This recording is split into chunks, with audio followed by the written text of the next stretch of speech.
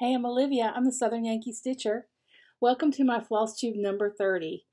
I'm here today for those of you who saw my last floss tube and the notes I put on it when I uploaded it and to Instagram and Facebook. I had so much computer trouble getting that thing edited and uploaded. It took the laptop over 24 hours to save it or export it after it edited it. And then it was just, the audio was fine, but the video was just so pixelated you couldn't tell what you were looking at. So I had a lot of trouble with it. But I'm filming now on a new computer. I hope that this works out okay and the quality's good and everything. I'm not one to really buy a lot of new things for myself. You know, I don't need a lot. I mean, I like things. Obviously, I like things. I like cross-stitch things. I like things. But I don't need to have the latest and greatest of everything. So for the last probably 15 years, every laptop or computer I've had has been a hand-me-down from one of my kids. And the last one was even from my mother. So I kept my mother's Gateway, and it was fairly new. It was one of those with everything in the monitor. You know, you didn't have a tower or anything with it. And I kept hers because it had some information on there I might need, some of her emails and things like that. And I know I could probably access that from another computer, but I just kept it so that if there was anything I needed on it, I could get to it. But it was pretty slow. And I couldn't do much on it as far as videos goes. I did everything on a laptop. So I have a new computer. It's another one of those with everything in the monitor, and it's a Mac. I have an iPhone, I have an iPad, but I've never had an Apple computer. So things are a little different on it, and I have no idea how to edit this video. I'm just going to record it and then see what happens. It may go up with no edits at all because I'm not going to wait almost a week fooling with it trying to get it uploaded. I don't think that'll happen, but I haven't really investigated what video software I want to get, editing software. But today's Tuesday, July 5th. Tomorrow, Wednesday, Thursday, and Friday, I'm keeping my grandsons again, so I won't have time to do a video. So if I didn't do it now, it wasn't going to get done. And then Monday, I go back to work. Hate that. Summer break went by super fast. But if you saw the title to this video, it's If Lori Holt and Blackbird Designs Had a Baby. And I came up with something. I've been thinking about it for a while. I'm going to show that at the end of the video. First, I'm going to get into, I normally sit at that table with a laptop, and you see this sewing machine and maybe that shelf back behind me. I still have the teepee that my grandsons play with. I don't have anywhere else to put that. And some things that's a poster board, foam core that we displayed all my mother's 90th birthday cards on and hung in her room at the nursing home. The walls are so hard you have to get maintenance to put a screw or nail into it. We tried, we couldn't do it. So we came up with that idea on a nail that was existing to display her cards. So I'm a little bit different setup here. So I stack things up here, and I might not go in a logical order necessarily, but I have whips here on top, so I'm going to start with those and show you those. Let me just show you this bag here I got today from my friend Crystal Rowe. She makes them and sells them on Etsy under Crystal Rowe. And she lives in the small town where I work. And it's in the same county where I live, but we're in different little towns. But I've mentioned her before that we had, kind of had met each other, but were acquainted but weren't really friends, and we were wanting to get together and stitch together. We were both going to go to StitchCon, and she had to cancel her trip. So we were joking, or I was joking with her, saying it's going to be pretty sad if we have to drive all the way to Cincinnati to stitch together. And it ended up she couldn't go. We met today at Panera and stitched for a couple hours. We lost track of time. Well, it's maybe like 3 hours or more. And she brought me this gift, and it's so squishy and quilted, and she didn't know that I had been stalking this on her Etsy in her Etsy shop. So she knew me. She knew what I wanted. In this bag anyway. So thank you, Crystal, for the bag. I really appreciate it. And y'all need to check out her site because it's really nicely made. And I just, I don't know how to show you how good the bag is and how nice it is, but it's really nice and nicely made. So in this bag, I have a chart. I got this chart at StitchCon, and it's Butterfly Cloche by Hello from Liz Matthews. I got this to do for my future granddaughter's nursery. I have my son and his wife are expecting a little girl first week of September, or maybe it's the 8th, so I guess second week. And they're going to have some butterflies in the nursery. And so I am taking this and I'm changing it. The blue ones and the gray butterflies I'm leaving, but anything that's kind of orange, I'm taking out and substituting with like some purples. And I started this. I've worked on it this afternoon, one evening before last, and then this afternoon while I was with Crystal, and then when I came back. So I've gotten a good bit done. It's going pretty fast. This is a 15 count Aida by Fortnight Fabrics, and it's called Incredible. And I thought this would be a nice color for the nursery. I'm going to put the baby's name in here. I think I'm going to do like first, middle, last, one over the other 3 rows of letters. So I might end up making that tag bigger. I don't think I'm going to put the traditional birth sampler stuff on it, date of birth, weight, height, or weight length, and all of that, because I want it to be a piece that she can always keep, and having her room, and it won't necessarily be a birth sampler because they kind of age out of those. And I think I'm going to put her full name, not initials, but I haven't just fully decided that yet. I'm going to wait and decide. So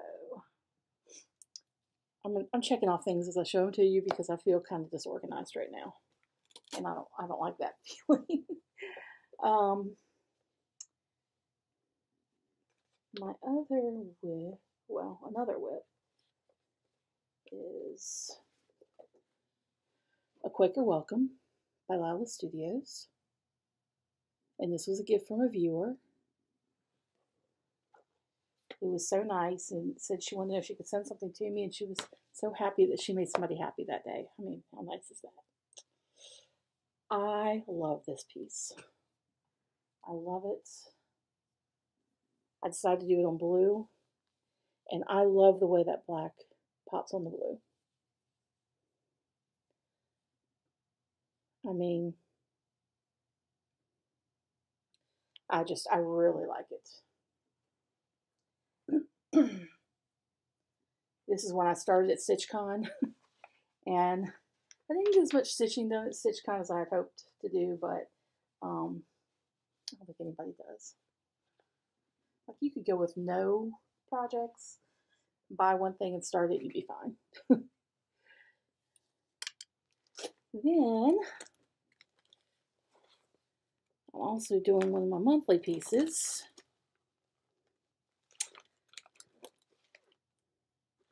Prairie Schooler, Summer and Winter. And I'm doing July. this is, I put this on my office door. I've told you all that a million times. And I'm not in my office right now, so it hasn't been a priority. But I'll be back on Monday, so I need to get that done. We have registration Monday, so I want my door to be cute, right? These stitch up really quick, too. I was planning to do Christmas in July for my stitching, but we have a baby shower coming up towards the end of the month, and I got to get that done, and I have to get my thing for the office done that July, and then I need to do August. So I don't think I'm gonna be able to do any Christmas stitching, and I should know better than to make plans. I'm not good at making plans and sticking to them. I'm just not.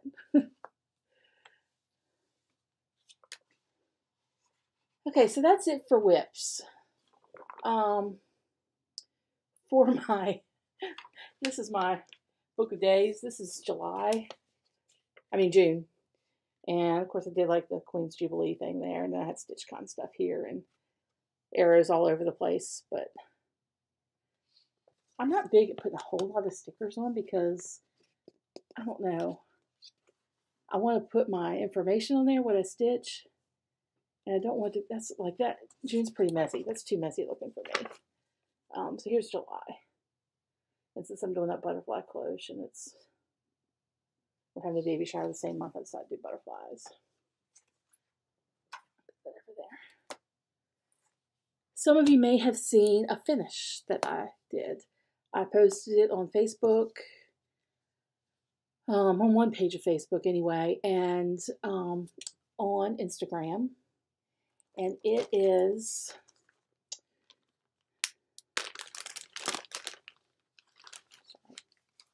crinkly paper. The M.Holloway sampler by Red Barn Samplers.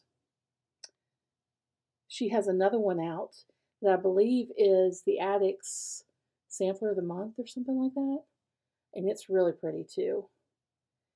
But this was just it's a small sampler. The stitch is what, let's see, 64 wide by 109 high. So it was pretty small, and I did it even smaller. I decided when I went to StitchCon, I saw so many people doing intricate things. I know some of you maybe saw the pictures of the lady that was doing the vintage car. It was like a sepia tone photograph. I mean, it looked like a photograph. People at my table were doing 1/1, tiny things in a hoop this big, And here I am working on my 32 count, which I still love 32 count. I'm not putting it down, but I thought I need to try. I want to try to do something smaller, just to see. And so I did. I decided I would try with this M.Holloway sampler. And I did 1/1. This is on 28 count linen. Oh, the tag came off.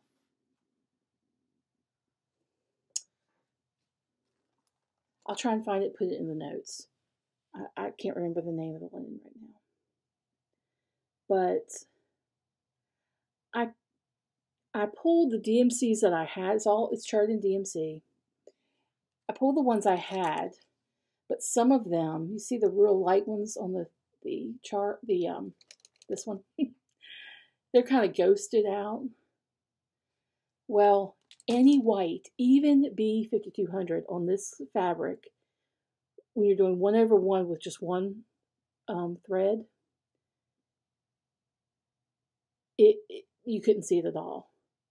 But I liked the look of the ghosted letters, so I picked out a green. Now the E top row, that was charted in that color, but the other ones that are green were not, the other letters and numbers. They were like a cream or a white color, and I just swapped it out. The pink also was not in there. It was the real light color. So, like I said, I wanted it to be ghosted, but not completely completely lost. I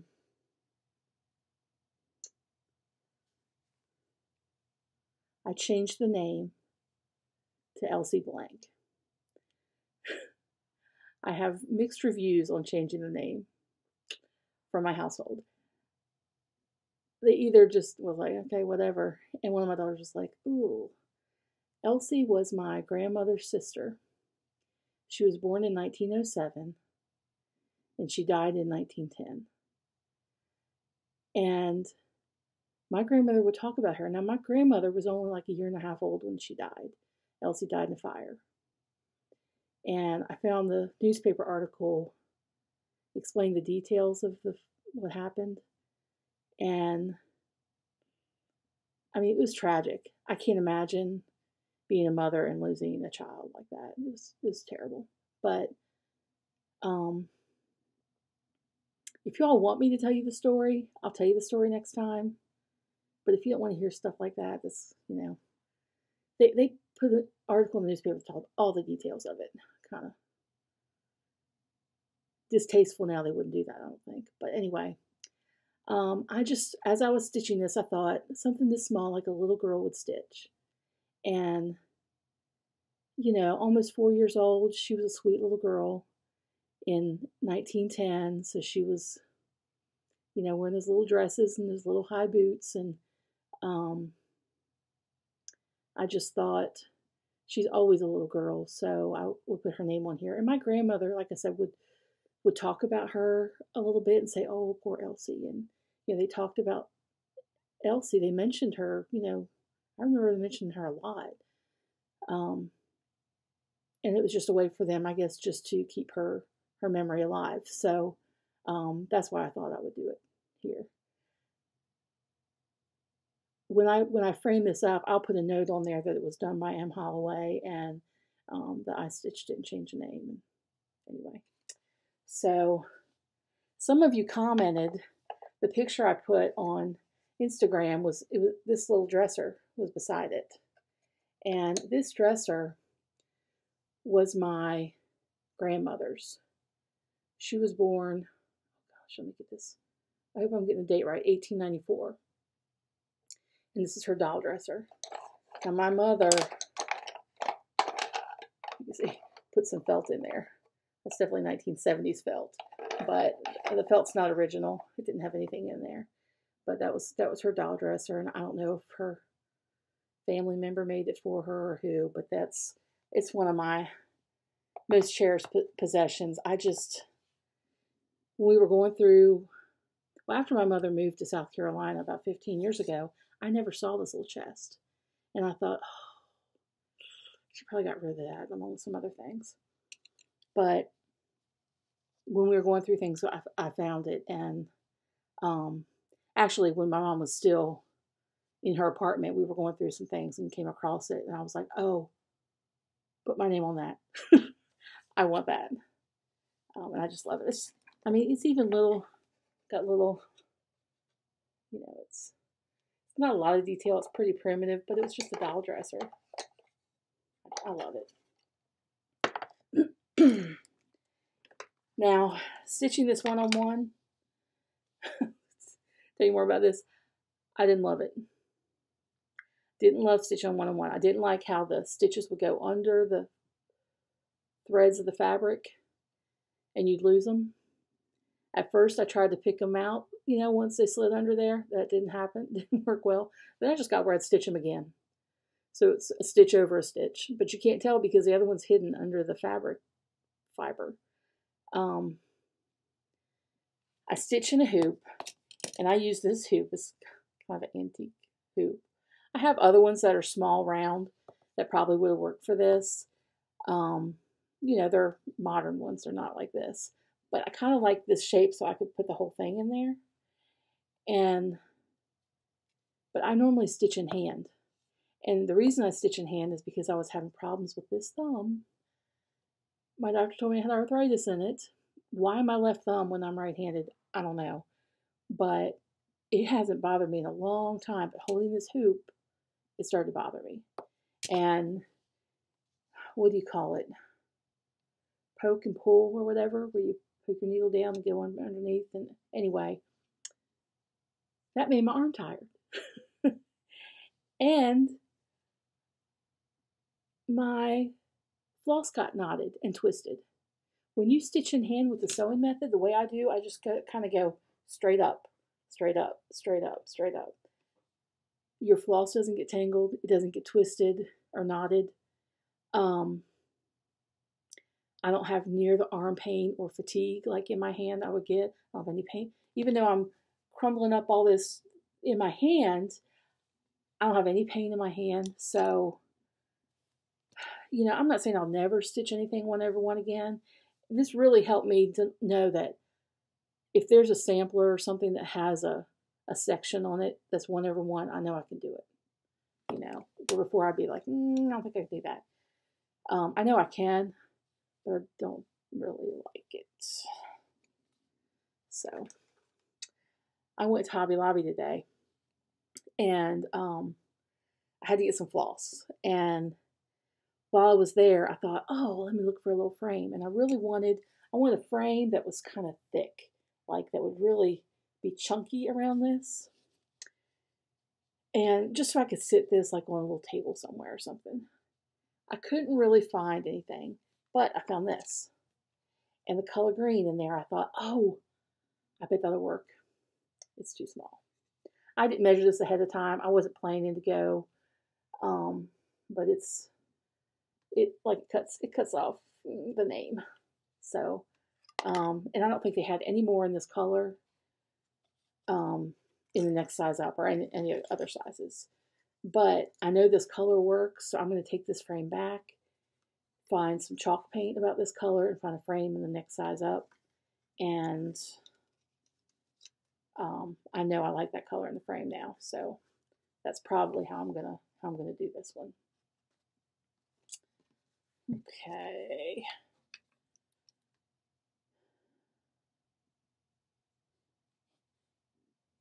Oh my gosh.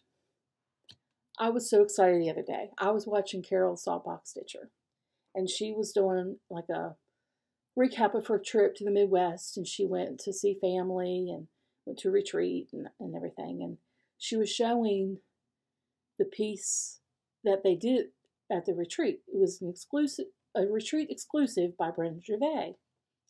And she showed it. I was like, oh, that's cute. And then she's reading it, and she said, she told us how she comes up with the ideas for the charts and all. And this is in Frederick County, Maryland.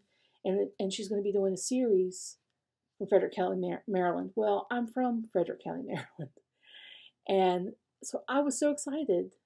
I was beyond excited because there's a lot of history there. And I had been thinking of so many different charts I could make to show some of my family's history. I mean, my mother lived probably in the same maybe 5-mile radius for the first 76 years of her life till she moved to South Carolina to be closer to me. And her family lived there for hundreds of years. So there's a lot of history there. And even though I've lived away from there now longer than I lived there, it's still like your formidable years. And it's a great historic town. I don't like how there's been so much development there, farms being sold and housing developments going up and that kind of thing. Don't like that. But I do love that they preserved a lot of their history there. Not all of it, but they've tried. They've tried. So one thing, I did chart. Well, I've charted more than one building from there, but there's one that I've charted and stitched. And I'm going to show that to you all now because it has the connection with Brenda Gervais' series that's going to be coming up. I'm super excited about it. And y'all have seen this. This is on the floss drops that I gave it away at StitchCon. And I've talked about it before. And I'm just going to put a little, some information in the notes. And if I can, I'll pop the address up too. But this is a one-room schoolhouse that's still in existence. that my grandparents went to, and some of my great grandfather and many relatives over the years attended school there. And I've talked about it in prior Floss tubes, and I want to say it's 23 and 3 when somebody asked me one time, but I'm not positive about that. But I tell the whole story about it. But the foundation, there's a church beside it. The church owned it after it closed as a school when it was in operation for 91 years. It's a one-room schoolhouse. And they've restored the church, and they're working on restoring the schoolhouse. The schoolhouse was built first, and they held church and school in it, kind of like a little house in the prairie. And then they got enough money to build the church, and then the school was separate and was in operation for many years. And then it closed down, and the church got the schoolhouse as like their social hall. So anyway, there's a foundation. It's all volunteers. Nobody's getting money from it. That's working on restoration. They've gotten some grants, and they've got some awards for their restoration efforts so far. So if you are someone who likes to preserve history, if you want to send that foundation, it's called the Rocky Springs Chapel, Inc. I'll put it in the notes. I'm second guessing myself. It's Rocky Springs Chapel, though. It doesn't have schoolhouse in the name. But because it was owned by the chapel, it's all one thing, okay? So, anyway, if you send a donation of $20 or more to them, I will send you the chart for that sampler, this Rocky Springs sampler, for free. And just send everything directly to them, and they'll send me your name. And if for some reason after, you think it's been enough time, they should have given me your name, email me, southernyankeestitcher@gmail.com, and I will look into it and get you your chart. Okay. So that's just, it's just like it's a small world. I didn't know. I think Brendan Gervais lives in Maryland, and near Baltimore, maybe. Okay. I have some haul. And this is haul I've been trying to show you for a couple of videos now. If any of you are on any of the Stash Unload Facebook pages, you've seen some people that are doing magazine charts. And this particular person, I don't remember their name, was doing magazine charts for like 75 cents plus $1 shipping or something crazy. So I found a few that they had that I liked, and I was like, well, I try and track down the magazine. I'm getting the part that I want. And there were a couple here that I liked it. I didn't buy it thinking, oh, I'm going to stitch that and put it here. I just bought it because I like it. And the rest will come later. This one, first one, this one is called. It's called Antique Weather Vanes. And it says, excuse me, it is he who forges the thunder and creates the wind, who showers abundant rain on the earth. Amos 4:13. And I thought that was neat. My computer screen keeps going to sleep, and then I can't see what I'm doing. I hope it's recording. Yeah, it's recording. So I thought the Indians were cool. It reminded me of some Indian things that I have, or Native American things. I don't mean to be disrespectful. It's just what I grew up calling it. My grandfather had a collection of Native American artifacts, arrowheads and pottery and things. And some of that was passed down to me. So I'm always kind of drawn to Native American things.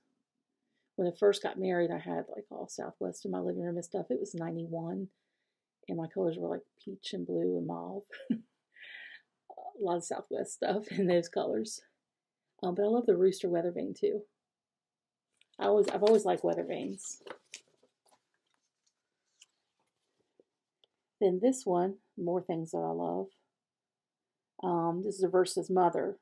listener, teacher, and miraculous blend of peacemaker, counselor, and the best kind of friend.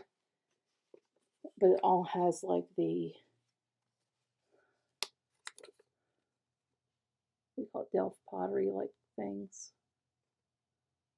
around it. I love those. I think that's so pretty.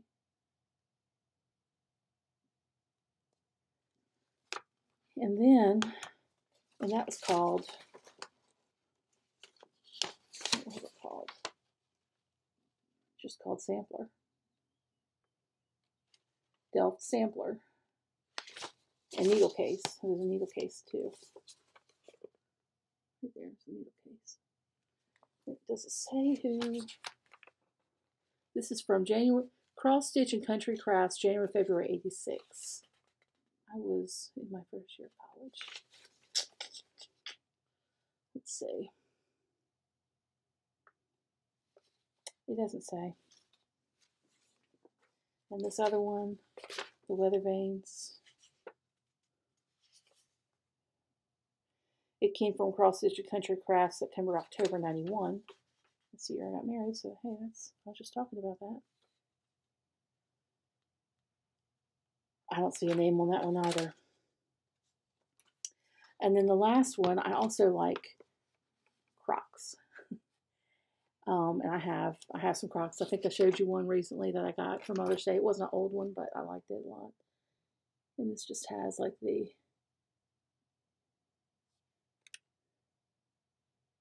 different designs from Crockery. And it's from Cross Stitch and Country Crafts, March, April, 93, called Salt Glaze Sampler. I just love salt glaze pottery. So those were all just Stash Unload magazine pieces. And then today, after I met Crystal at Panera, and we lost track of time, and then she was running behind, so we were just like, see you later. It was great to stitch with you for a few hours. She had to run to some appointments, and I ran to Hobby Lobby. And because I needed some DMC. Well, I didn't. I came out with more than DMC. Of course, all their patriotic 4th of July stuff was 66% off. And so I got a couple of these garlands. I'm not sure where I'm going to put them. And I was standing there looking at them, and 2 other ladies were standing there looking at them, and I said, they are really pretty. And they said, yeah, they're pretty, aren't they? They were looking at some other garlands there. I said, I just don't know where I'm going to put them. And the lady said, we don't either. You just buy it. You figure that out later. Like, okay. I'll go with that. So I did. I got that. Sorry about all the noise. I got these. And I'm not sure I like this little trim on here. I may rip that off. It's only glued in one spot. And I got a couple of like some duplicates because I just thought they were cute and I could paint them and do something else on them. Or I could wrap stitching around it. So they were so cheap. I just couldn't turn those down. There's some remnant fabric that I thought was really pretty. You can see that. And I got some Floss bags and some DMC. Not too exciting. So that's it for the haul. Then now, if Lori Holt and Blackbird Designs had a baby, the reason that I called it that is because they each kind of inspired me to do this. When I need a drink. Sorry.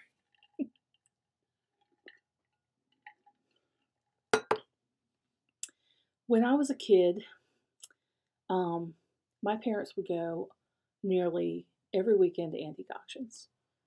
Sometimes Friday night and Saturday night. Sometimes during the day if it was like an estate sale or something.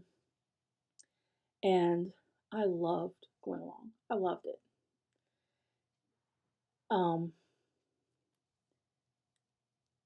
My other siblings weren't real crazy about it. They didn't go very often, but I went like as often as I could. Because if I stayed home, just me and my sister would fight over the TV or the best seat on the couch or, whatever kids fight over. But not only did I not want to stay home and fight, I loved seeing the antiques and things. These were not they were not high dollar antique auctions. They were like box lot antique auctions. It wasn't like auctions are around here where it's all new stuff like this 100-piece tool set, not like that. My parents were big collectors. They had a very large house, and well, my house was just my childhood home, I should say. It's not my house anymore. It was just listed for sale, and it's 5,600 something square feet. So it was a big house, and it was full of antiques. And they would buy things, and they would refinish them, and some things they didn't have to. They'd get a box lot of like 10 things because they wanted 2 things in there. So then the other 8, they would pack away. My mother, every first weekend in May, would have a huge yard sale. And sometimes she would have one in the fall and recoup some of that money that they spent to get the things they wanted. Let me tell you, she had a lot of stuff. A lot of stuff. When I say a lot. Like maybe one spare bedroom looked kind of like a hoarder. Her attic definitely looked like a hoarder. And the storage in the basement looked like a hoarder. And the small barn. The rest of the house didn't really look like a hoarder lived there. But she had hoarder tendencies, which I have inherited. Funny story that happened today. My daughter-in-law was making a project with my grandsons, a flag for the 4th of July out of magazines, like a collage. And she wondered if I had a punch that was a star, and I had one in my old scrapbook and stuff. And I said, "Oh, thank you for supporting my hoarding habit. I knew I saved that star punch for something." I have things people think I don't need, but I need them sometimes. My mom was the same way. She had a lot more than me though, because she had a lot more room. But anyway, so I love to go to these auctions and see all the antiques, and I'd learn about them, and I would just sit and listen. I was a very quiet, shy child, and I would take it all in, just take it all in. So I liked watching, as I was growing up as a kid and teenager, I watched Antiques Roadshow, and as a teenager, I remember watching This Old House with Bob Vila. I loved both of them. So none of my friends watch those shows. I can just about guarantee it. And I didn't really advertise that I did. I didn't hide that I did, but I didn't advertise it either. But I really like those. I still like those shows. But one thing I would see a lot is a printer's tray. And I remember seeing them come up, and the auctioneer would always kind of try and talk it up. And he'd say, "Oh, look, you can hang this on the wall. You can use it for a shadow box. You can do this." He'd try and talk it up so people would, because you'd look at it and think, what am I going to do with that thing? What am I going to do with that? Well, I'm sure probably 95% or more people that are watching this video have seen Blackbird Designs Casting a Spell. There's a little shadow box, and in it they have cross stitch in each section. And so that kind of got me thinking about a printer's tray. And then Lori Holt did her sampler in a jar. And I'm sure Blackbird's not the first entity or person or whatever to put stitching in a shadow box. And I'm sure Lori Holt's not the first one to stitch something and put it on a covered button. In fact, I know that's been done before, and I know there's like lace cover buttons, crochet cover buttons, and, but they've done it recently, and you all know what I'm talking about, and you've seen it. Well, I just kept thinking about it for probably 6 months. I get an idea, and I just kind of, sometimes I put it in my notes in my phone, an idea, so I don't forget it. And sometimes I just kind of mull it over. Well, this one I just kind of been mulling over. And I was like, okay, I think I know what I want to do. And let me look and see if I can find one of those printer trays. Well, I looked all over eBay and they were like $75. So I went to a place here in town that's kind of like a little flea market, like not, let's see, a little antique mall. And one of the ladies in there, I know she has shops in a couple different towns. And I know at one time she had a whole barn full of stuff. Her and her husband would go picking all over the country, sell things. I bought things from her. I may have mentioned her before. The kids joked and called her my dealer because sometimes I would call her up and say, hey, do you have this? Or she'd post something on Facebook and I'd run to her house and get it. So I kind of know her, but, just acquainted. But I messaged her through Facebook and said, hey, do you have a printer's tray and all your stuff? And she's like, oh, I've had some before, but I don't think I have any now. But I'm cleaning out the barn, and if I find any, I'll let you know. Well, I never heard from her. Well, my daughter-in-law, the one that supported my hoarding habit with needing a punch, about maybe a month ago, she sent me a text one Saturday morning. She said my neighbor's having a yard sale. And she started sending me pictures of things. And the first thing she sent a picture of was a printer's tray. I said, that thing right there, how much is it? She's like, $5. I said, get it. I will pay you back the $5. I can't come there right now. I forget what I had. I think my sister was in town, maybe. Anyway, I couldn't go over there, even though it's only a couple miles away. So she got it for me for $5. And I'm just going to show you what I started. This is really, it should be in my whip section. This is a printer's tray. Y'all seen these before? They come sometimes with different, these are kind of pretty uniform in size, but normally they're all kind of odd, different sizes. Some are larger, some are square. And the printers would keep their, you either have letters or words printed, and then they would stick them in the, like the printing press to make their newspaper or whatever, and then print it. They were like rubber, I don't know if they were rubber stamps or metal stamps for printing. And these drawers would be in big, can you see the drawer handle? They would be in, it's upside down, in big cabinets. Well, you don't have to see me right now. Let's see. Let's take a little bit. This is what I just did a test. I had some scrap linen and I stitched my last name on it and put it in there.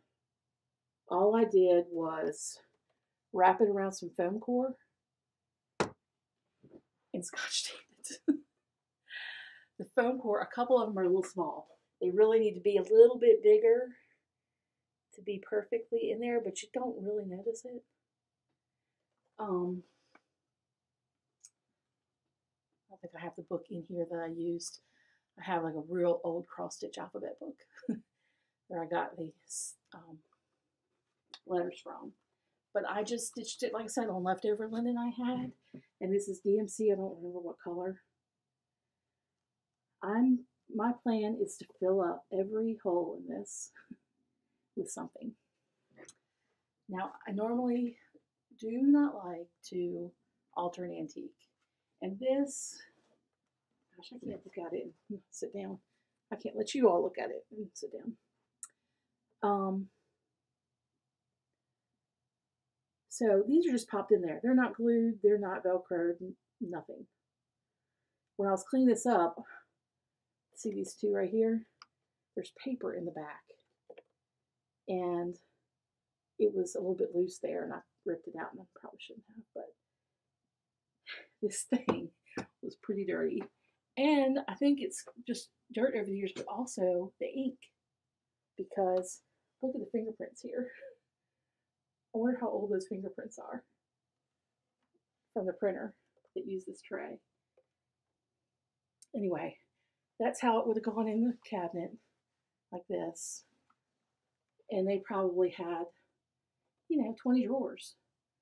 So, and they're all different sizes for their letters or words that they have on here.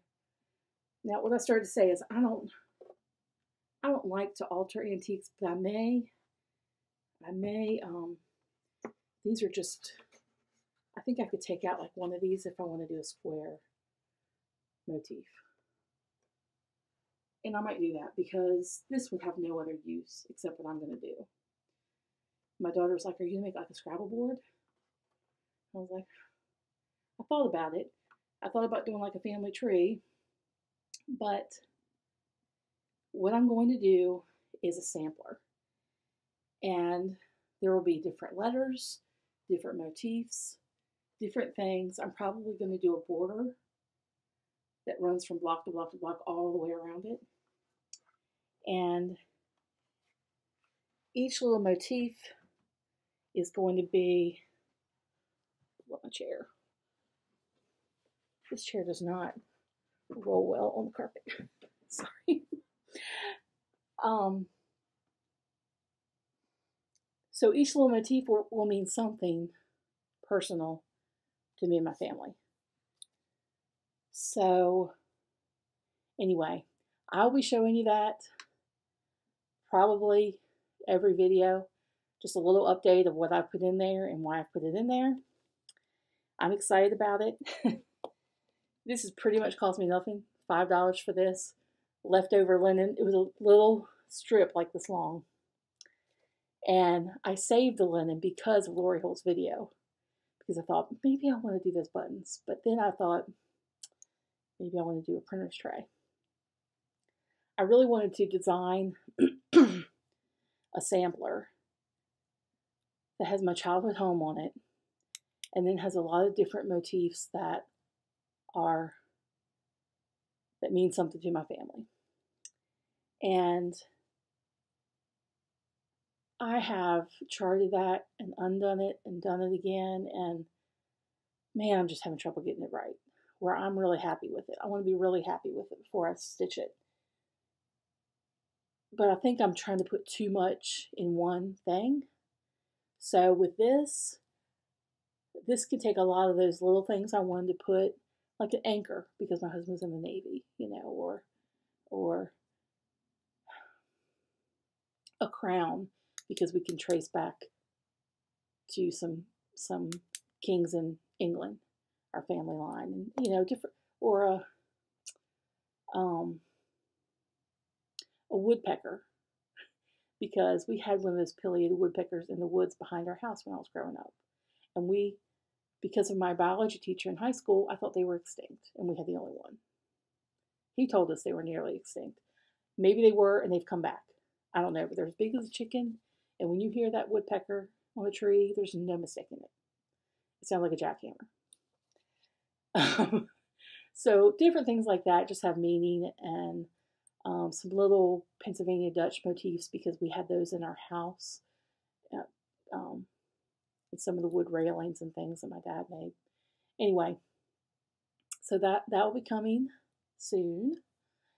And I'm gonna kind of step back from my childhood home sampler and revisit that, and maybe just do a chart of the house and nothing else. I don't know. I still am not quite sure about that. Like I said, I don't want to do it until I'm ready to do it right. But let's see. The only other thing I have to show you, I need to change this computer. It keeps like going to sleep. It's still recording, but I can't, it keeps blacking out. Anyway, I said I was going to call this a printer sampler. That's my printer sampler. So if you have one of these printer trays and you decide to do that, please show me. Send me a message on Instagram. I'm Southern Yankee Stitcher, or send me an email, southernyankeestitcher@gmail.com. Something, let me know if I can share the picture here. I would like to do that. I had a lady from Scotland. I didn't ask her if I could show a picture or not, but she had a finish of my Queen of Hearts chart, that one right up there that I did. and she finished hers, and it looks so good. I need to message her and ask her if I can show it next time, because she's the first person other than me that I know of that's completed the chart. Because let me tell you, that lamp's kind of covering up, but she's a big girl. There's a lot of stitching in that queen, a lot. All right, I have a giveaway today. I'm in a good mood, and I just wanted to give something away. My 1-year anniversary of doing Floss 2 will be coming up in a month, and August 1st. So I plan to have a big giveaway then, but until then, I want to give away something. I just want to give away something today.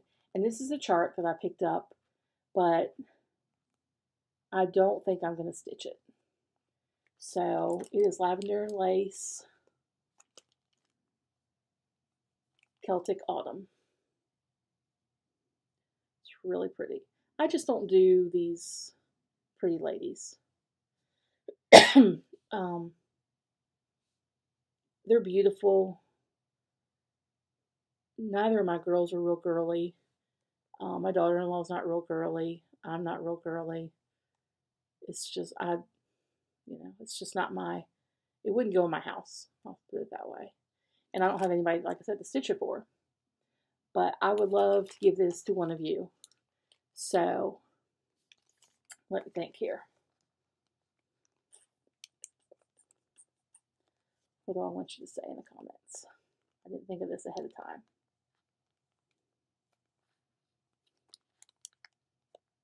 All right.